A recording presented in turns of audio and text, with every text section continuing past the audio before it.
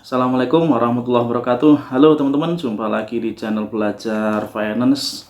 Apa kabar teman-teman semua? Mudah-mudahan selalu sehat ya. Oke teman-teman, kita lanjutkan sharing sahamnya ya di edisi hari Selasa tanggal 31 Oktober 2023. Hari ini Power atau Cikarang Listrindo Tbk sudah merilis laporan keuangan kuartal 3 2023 ya. Dan ternyata kinerjanya secara singkat masih on track ya, masih sesuai dengan jalurnya, dengan kebiasaan dari Cikarang Listrindo ya atau Power memang. Jadi dia ada pertumbuhan walaupun sangat tipis ya dan cenderung stabil ya, seperti karakteristik dari saham Power ini sendiri teman-teman. Jadi kalau menurut saya saham Power ini adalah termasuk karakter saham yang dia stabil baik harga sahamnya maupun kinerjanya ya, dan juga dividennya ya teman-teman ya. Dividen sangat menarik, terutama untuk teman-teman yang suka dividen investing pasti sudah sangat paham dengan yield dari Power ya yang cukup besar, berkisar di angka 9%. Oke, kita lihat kinerjanya langsung teman-teman ya. Sebelum nanti kita lihat bagaimana dengan prediksi dividen, kemudian kemungkinan juga profit dari capital gain-nya. Oke, kita lihat dari EPS teman-teman. EPS-nya di kuartal 3 ini 21 sama dengan kuartal 2. Dan kalau kita lihat di sepanjang 9 bulan pertama 2023, kinerja Power cukup bagus ya, cukup memuaskan rupanya. Jadi dia ada peningkatan. Jika kita hitung total EPS dalam 3 kuartal pertama 2023 ini adalah 73 ya. 73 lebih besar dibandingkan dengan total EPS kuartal 1, 2, dan 3 tahun 2022, yaitu sebesar 55 ya. Sebelumnya 55. Nah, di episode atau periode kali ini 73 ya. Berapa persen tuh peningkatannya? Coba kita hitung teman-teman ya. Nah, ini teman-teman. Jadi peningkatannya untuk total EPS sampai dengan kuartal 3 di 2023 ini secara EPS ya, atau nanti juga akan sama dengan laba bersihnya, yaitu meningkat sebesar 32,7% ya untuk Power. Sebuah capaian yang sangat bagus saya kira ya untuk pertumbuhan laba dari Power ini teman-teman. Oke, dari sini lalu kita nanti akan ke laporan keuangan ya. Tapi sebelumnya sekalian kita cek untuk proyeksi dividennya tahun depan kira-kira berapa.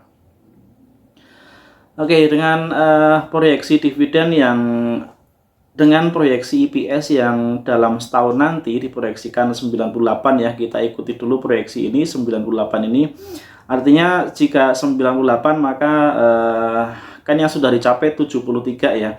Jadi di kuartal 4 nanti memerlukan capaian EPS sebesar 26 ya, 26 untuk EPS di kuartal 4 nanti. Nah, apakah tercapai atau enggak? Saya kira kalaupun meleset sedikit ya, kalaupun nggak tercapai kurangnya tidak akan terlalu besar. Kali ini kita ikuti saja proyeksi EPS-nya di 98 ya, maka kita gunakan asumsi payout ratio-nya sama 94,87 seperti payout ratio sebelumnya ya, atau kita bulatkan saja 90% ya untuk dividen payout ratio.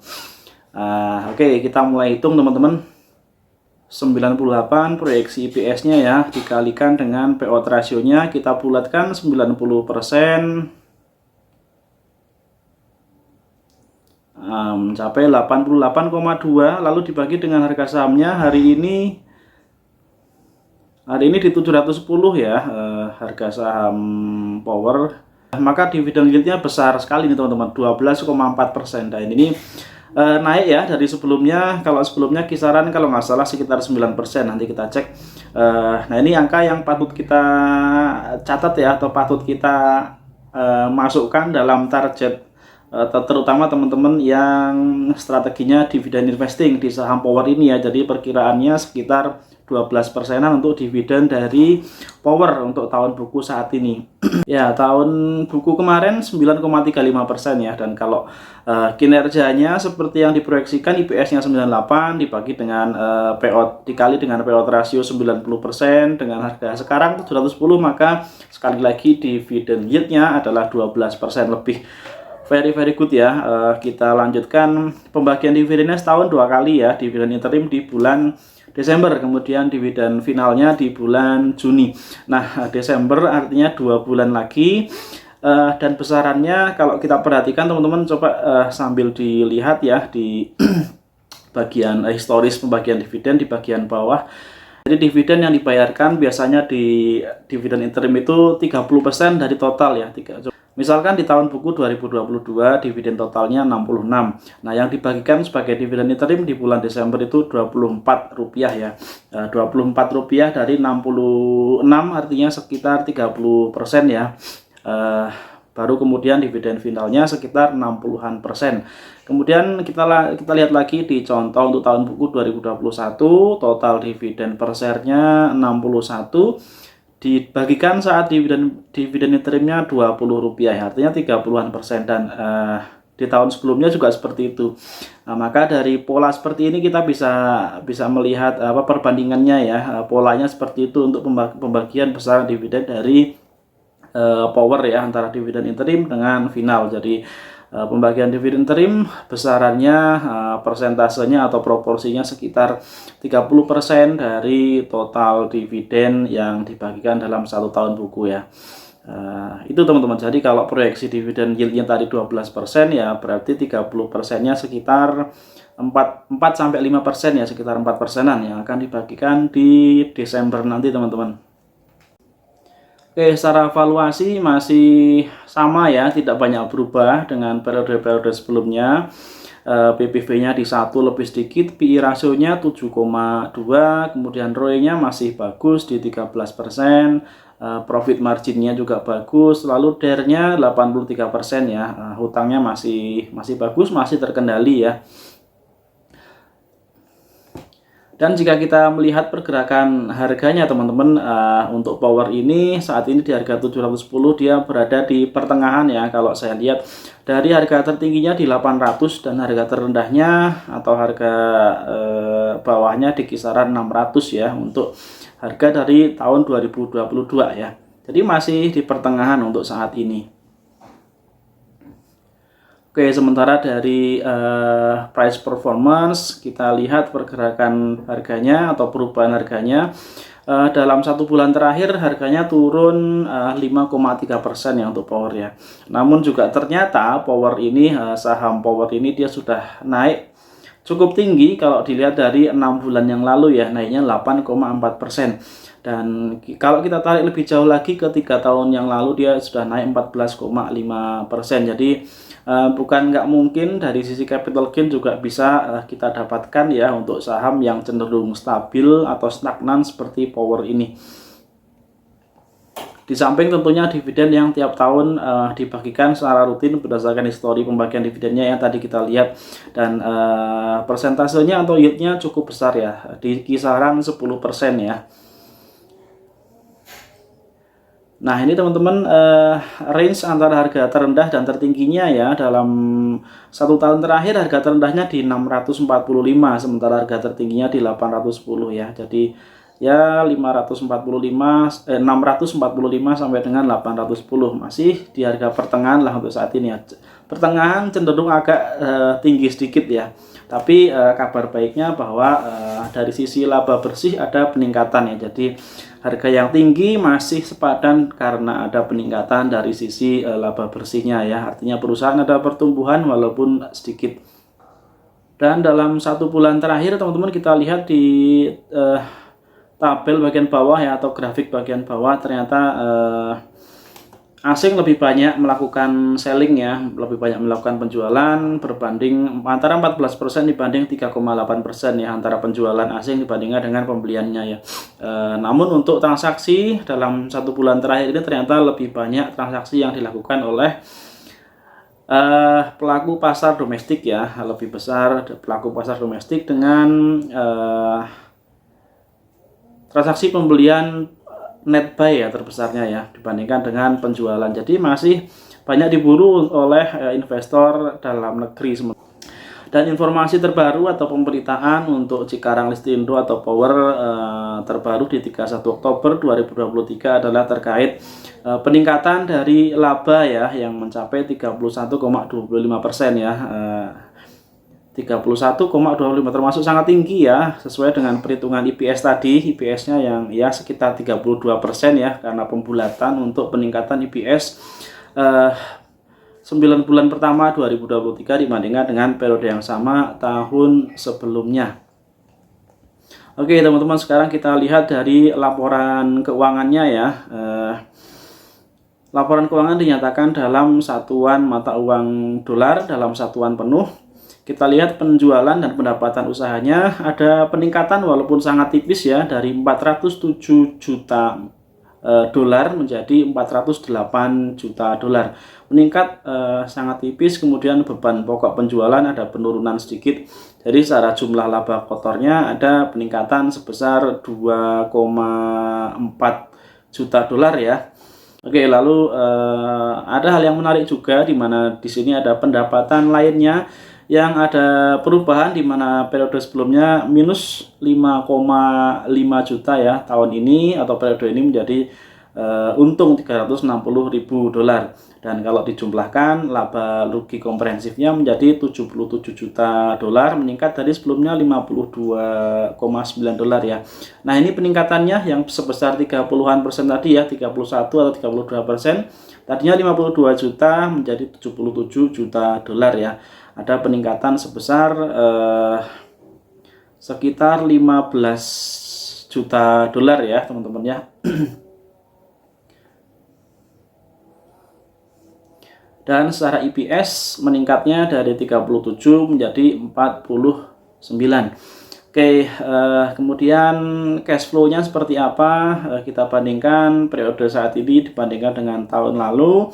Penerimaan dari pelanggan turun sedikit ya. Kemudian kalau secara total arus kas bersih yang diperoleh dari aktivitas operasi ada peningkatan ya, 89 juta dolar menjadi 105. Artinya secara operasional penerimaan arus kas mereka positif untuk tahun ini karena meningkat dibandingkan dengan tahun lalu.